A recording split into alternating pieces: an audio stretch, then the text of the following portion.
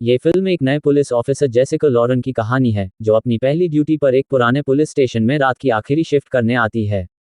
ये स्टेशन अगले दिन हमेशा के लिए बंद होने वाला है, लेकिन जेसिका नहीं जानती कि यह रात उसकी जिंदगी की सबसे डरावनी रात बनने वाली है। कहानी जेसिका लॉरेन से शुरू होती है। उसके पिता भी पुलिस ऑफिसर थे और ड्यूटी के दौरान मारे गए थे।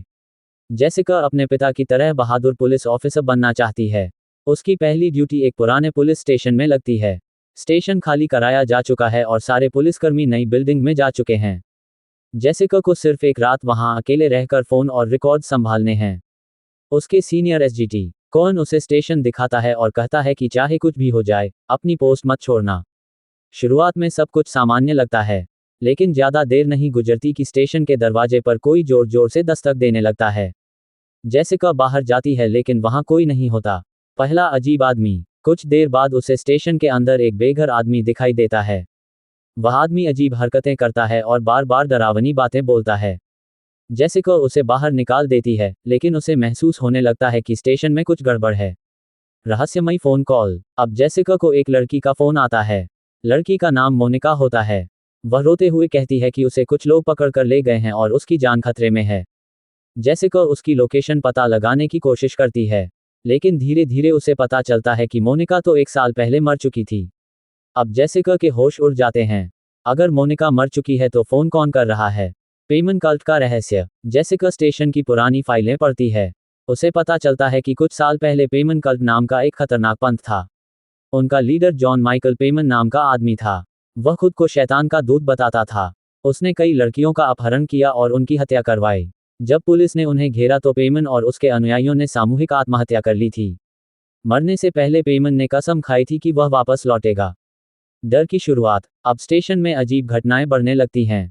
जेसिका को खाली कमरों में लोगों की परछाइयां दिखाई देती हैं। फोन अपने आप बजने लगते हैं।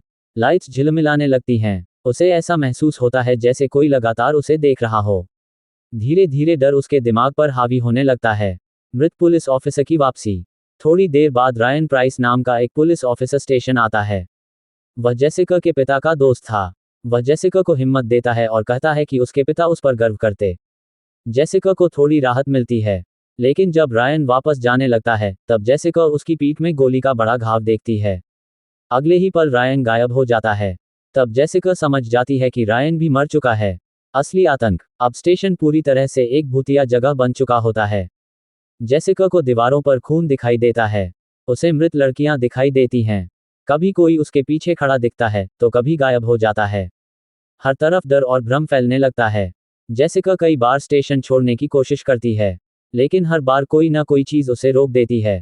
कल्ट वापस आ गया। रात गहराने के साथ पेमन कल्ट के सदस्य उसे दिखाई देने लगते हैं। उसे लगता है कि वे सभी वापस लौट आए हैं। एक लड़की का कटा हुआ शरीर दिखाई देता है। फिर उसे खुद पेमन दिखाई देता है। पेमन चाहता है कि जेसिका उसके साथ जुड़ जाए, लेकिन जेसिका हार नहीं मानती। पिता का फोन। अचानक जेसिका को उसके मृत पिता का फोन आता है। फोन पर आवाज कहती है, मेरी मौत का बदला लो। जेसिका को लगता है कि सच में उसके पिता उससे बात कर रहे हैं, लेकिन वास्तव में ये भी पेमन की चाल होती है। वह जेसिका के दिमाग से खेल रहा होता है। अंतिम हमला। अब जेसिका को लगता है कि कल्ट के सदस्य पुलिस स्टेशन पर हमला कर रहे हैं। वह अपनी बंदूक निकालती है।